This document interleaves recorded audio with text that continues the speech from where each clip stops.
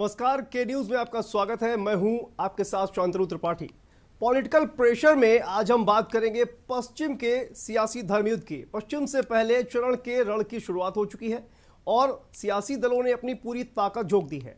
जहां बीजेपी पर विरोधी बरस रहे हैं तो वहीं बीजेपी भी कोई कोर कसर नहीं छोड़ रही है। पश्चिम में किसका पलड़ा भारी है और सियासी दल एक दूसरे को पटकनी देने के लिए क्या रणनीति बना रहे हैं, इसी मुद्दों पर बात होगी। तो चलिए शुरू करते हैं पॉलिटिकल प्रेशर में पश्चिम का सियासी धर्म युद्ध।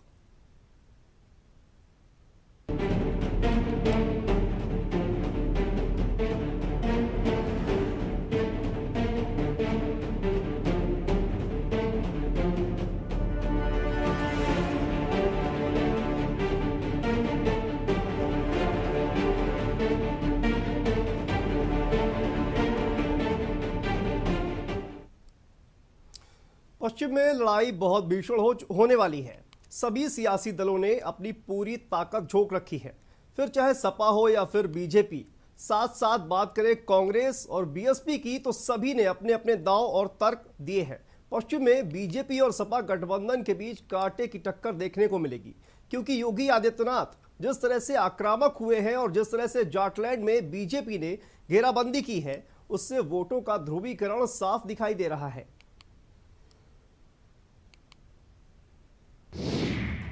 पश्चिम में मचा है सियासी घमासान।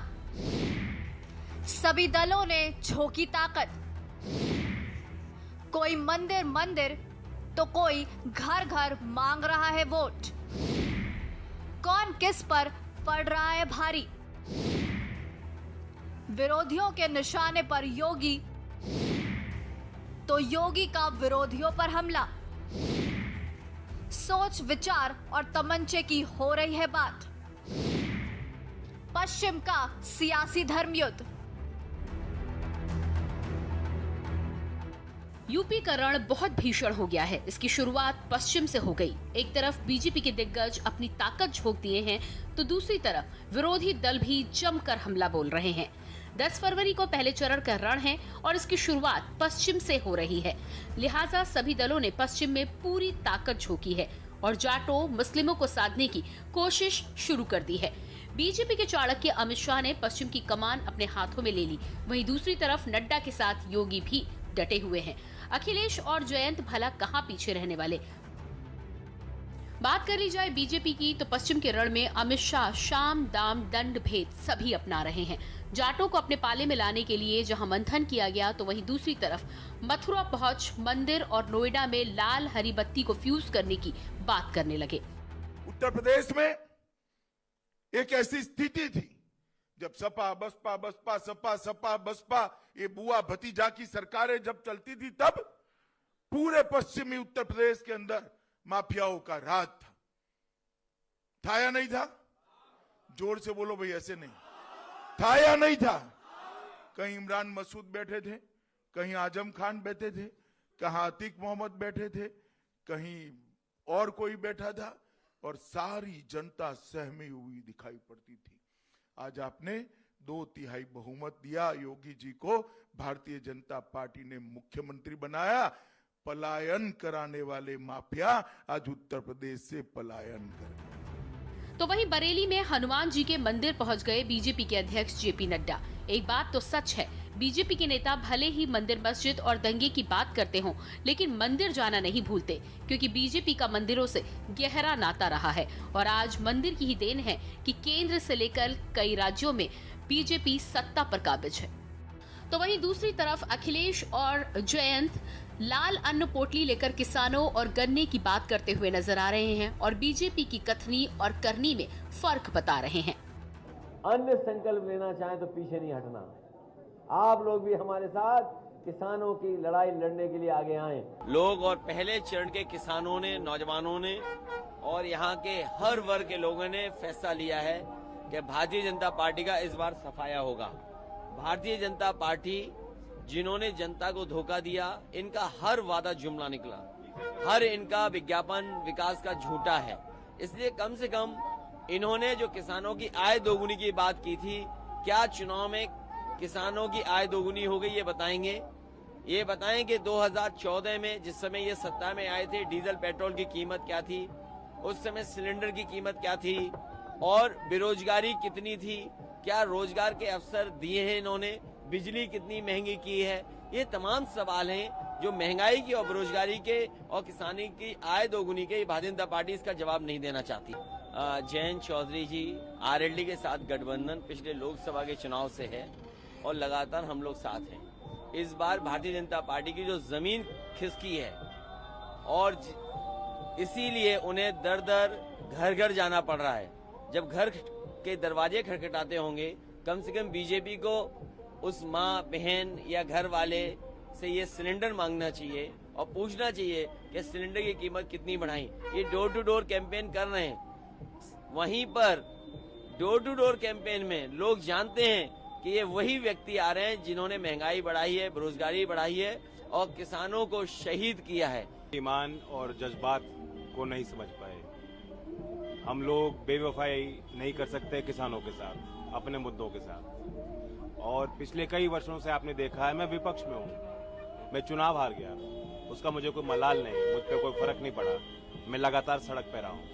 तो कोई कारण नहीं, ऐसा कोई प्रलोभन नहीं है जिस कारण मैं टूट जाऊं, अपना निर्णय अपना फैसला बदल लूं। और सच्चाई ये है कि इनकी जमीन खिसक गई। सच्चाई ये है कि जब नतीजे खुलेंगे तो सरकार नौजवान और किसानों की होगी, हमारे गठबंधन की होगी। डाउट तो उन्हें भी मालूम है कि सच्चाई क्या है, उन्हें भी मालूम है मैं नहीं टूटूंगा, लेकिन वो हमारे मतदाताओं को बरगलाना चाहते हैं, हमारे भाईचारे को खराब करना चाहते हैं और कोई उद्देश्य नहीं है। अब अखिलेश अगर बीजेपी पर हमला बोल रहे हैं तो बीजेपी कहां चुप रहने वाली। सीएम योगी आदित्यनाथ ने एक बार फिर से मुजफ्फरनगर दंगे का जिक्र करते हुए अखिलेश की मंशा पर सवाल उठा दिया। ये तमंचावादी ही है, वही करेंगे और इनका उपचार भी एक ही है और उपचार मेरे पास है और वह है जेसीबी और बुलडोजर।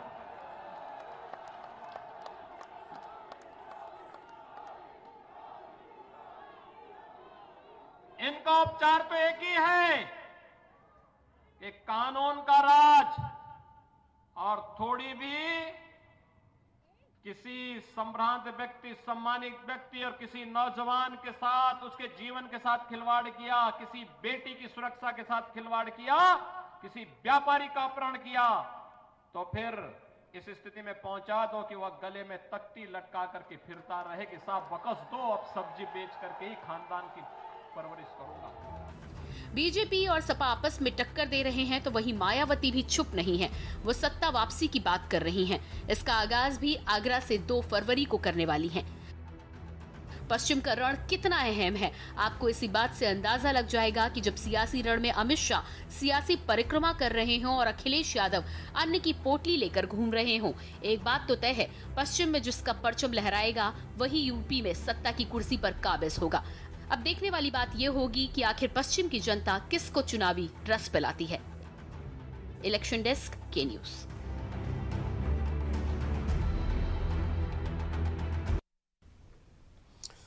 तो जिस तरह से लगातार पश्चिम उत्तर प्रदेश में सियासी युद्ध मचा हुआ है, समाजवादी पार्टी और बीजेपी एक दूसरे पर वार पलटवार कर रही है, ऐसे में ये जो रण है बेहद महत्वपूर्ण हो गया है और बेहद दिलचस्प अब मुकाबला होता नजर आ रहा है।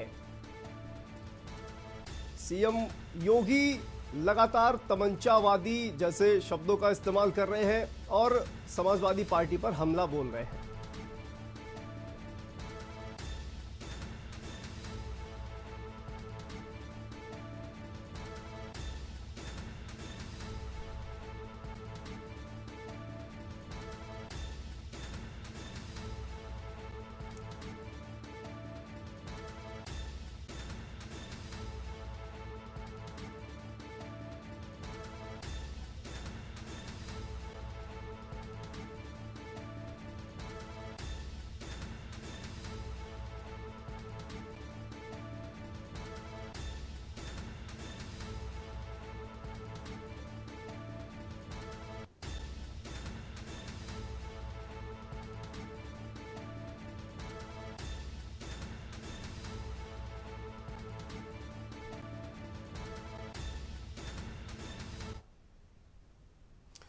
तो इस पूरे मुद्दे पर हमारे साथ बात करने के लिए वरिष्ठ पत्रकार राकेश द्विवेदी जी हमारे साथ हैं, उनसे बात करते हैं।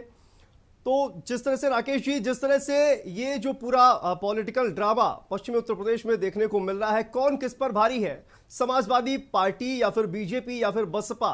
और कांग्रेस की बात की जाए तो कांग्रेस, कौन किस पर भारी है पश्चिमी उत्तर प्रदेश में? शांतनु जी, इस वक्त जो राजनीति का जो माहौल देखने को मिल रहा है बहुत ही गर्माहट भरा है और मेरे जीवन काल में शायद इतना तनावपूर्ण चुनाव प्रचार कभी नहीं रहा जो इस वर्ष देखने को मिल रहा है।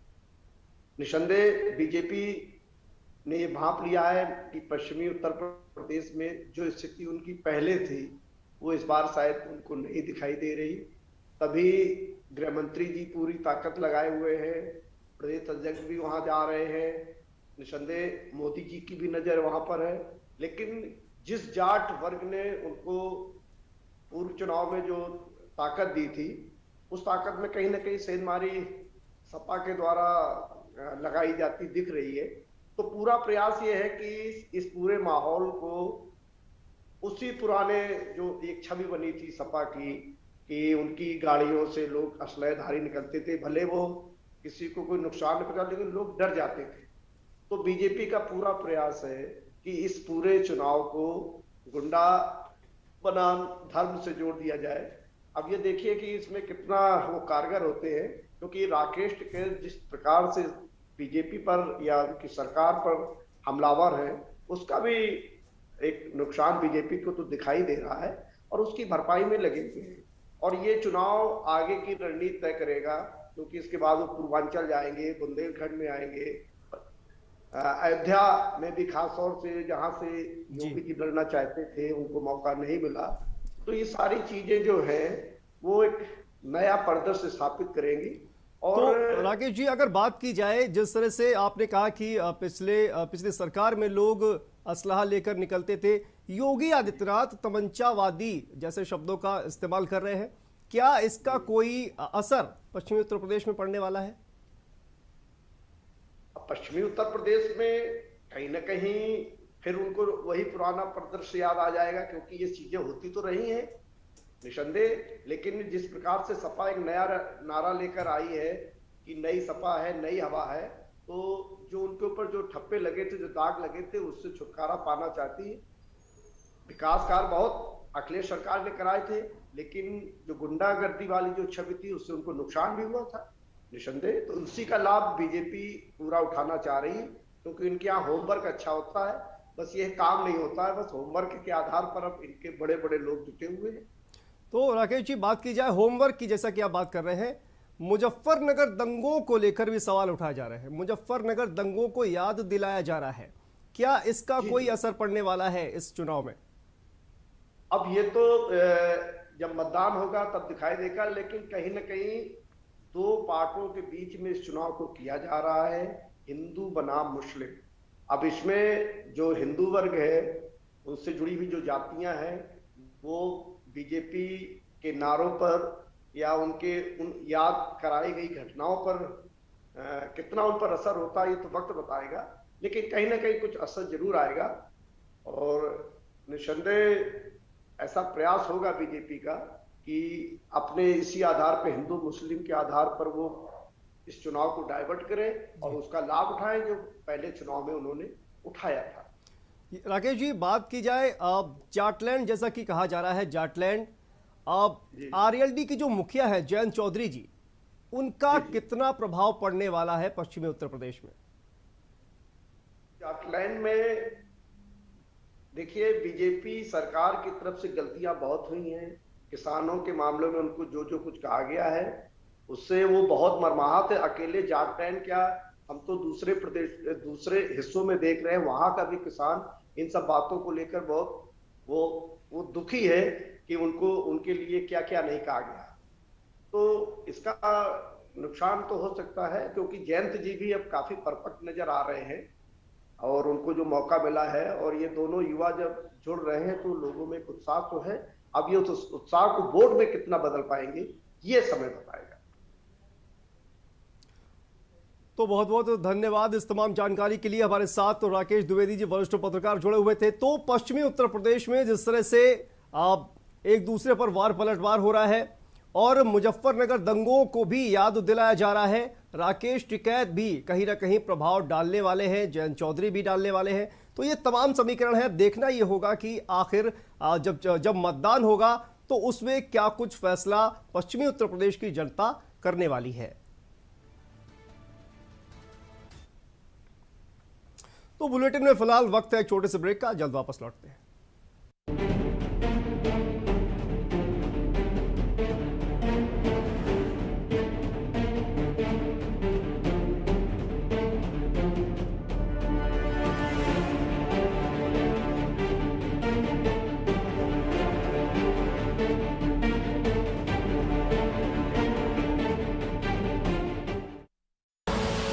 आप देख रहे हैं के न्यूज, खबरों का सारथी। पर ये दिल है कि चख रहा है उन्हीं अल्फाजों का दूर कितना भी जाओ, इस जुबान से दूर ना जा पाओगे। विमल, बोलो जुबान केसरी। जब पशुओं को मिलेगा प्यार और मिल्को मोर पशु आहार तो दूध बहेगा, मुनाफा बढ़ेगा। मिल्को मोर पशु आहार। आप देख रहे हैं के न्यूज, खबरों का सारथी।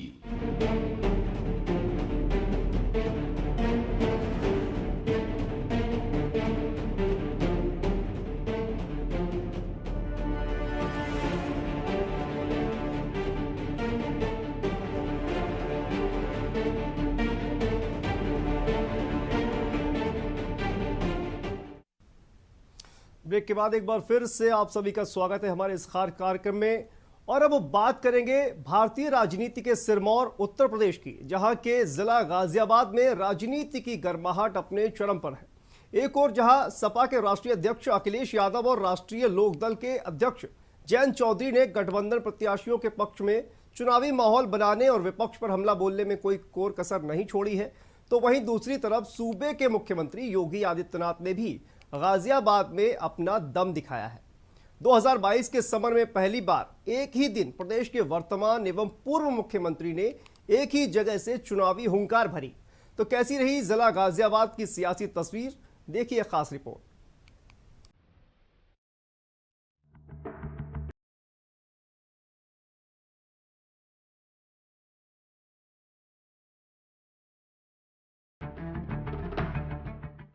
उत्तर प्रदेश विधानसभा चुनाव 2022 के प्रथम चरण में कुल 58 सीटों पर आगामी 10 फरवरी को मतदान होना है।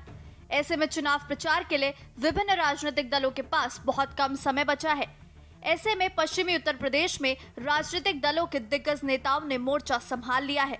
इसी कड़ी में गाजियाबाद में स्टार प्रचारकों की मौजूदगी बढ़ने लगी है। भाजपा उम्मीदवारों के चुनाव में जान फूंकने रक्षा मंत्री राजनाथ सिंह के बाद अब शनिवार को मुख्यमंत्री योगी आदित्यनाथ ने गाजियाबाद में अपना दम दिखाया। इसके अलावा पूर्व सीएम और सपा मुखिया अखिलेश यादव अपने सहयोगी जयंत चौधरी के साथ शनिवार को गाजियाबाद में रहे। दोनों ने संयुक्त रूप से प्रेस कॉन्फ्रेंस की। गठबंधन प्रत्याशियों के पक्ष में चुनावी माहौल बनाने और विपक्ष पर हमला बोलने में दोनों ने कोई कसर नहीं छोड़ी। बता दें, जहां अब तक मुख्यमंत्री भाजपा की 5 सीटों पर जीत बरकरार रखने को 3 बार जिले में आ चुकी है, वहीं अखिलेश यादव और जयंत चौधरी भी इस बार गठबंधन के दम पर यहां किला फतेह करने को तैयार है। खास बात यह है कि पहली बार एक ही दिन प्रदेश के वर्तमान एवं पूर्व मुख्यमंत्री ने एक ही जगह चुनावी हुंकार भरी। 1 करोड़ गरीबों को वृद्धजन, विधवा महिलाएं और दिव्यांग जनों को हम पेंशन दे रहे हैं 12,000 रुपए सालाना। इनके समय ये पैसा कहां जाता था?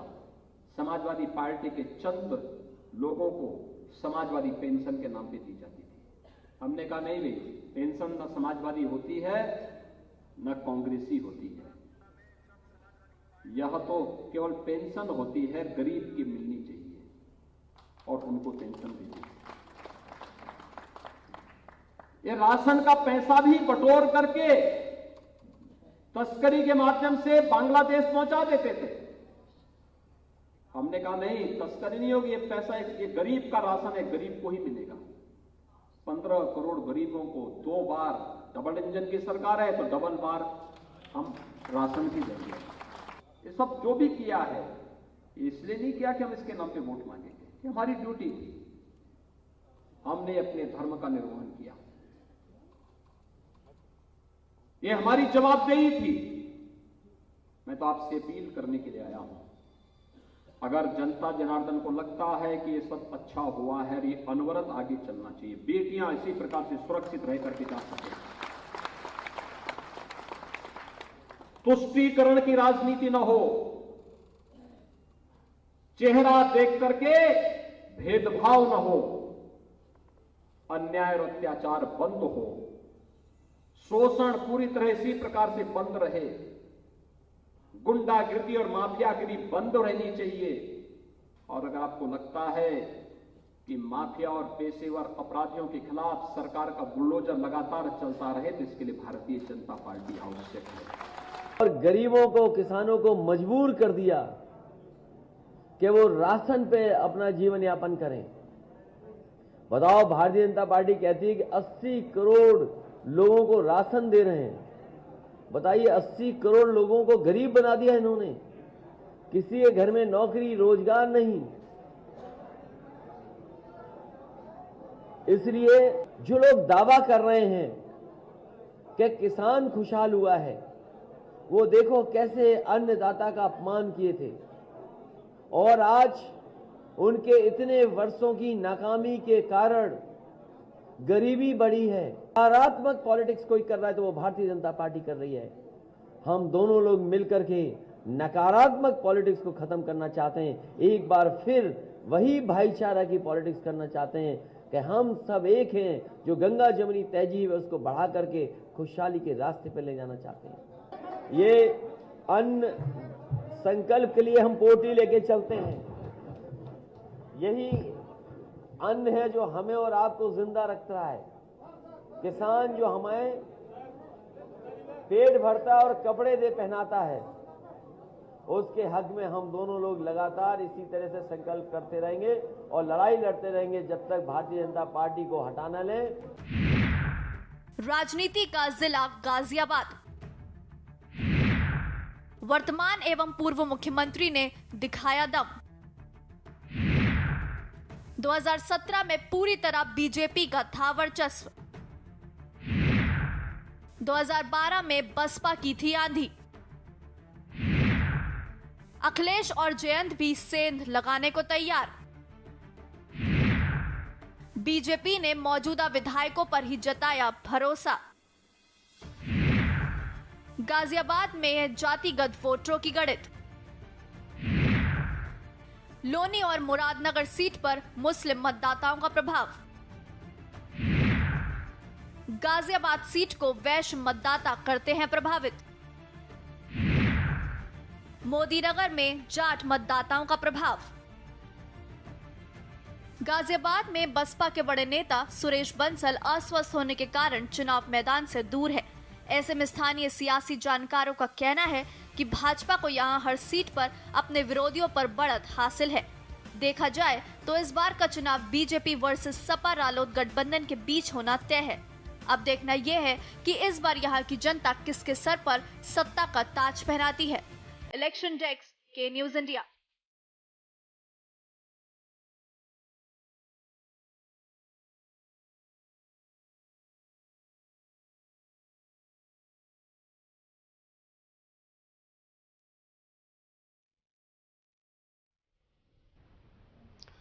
तो पश्चिमी उत्तर प्रदेश में चुनावी युद्ध लगातार बढ़ रहा है और पश्चिम में पॉलिटिकल प्रेशर अभी और बढ़ने वाला है।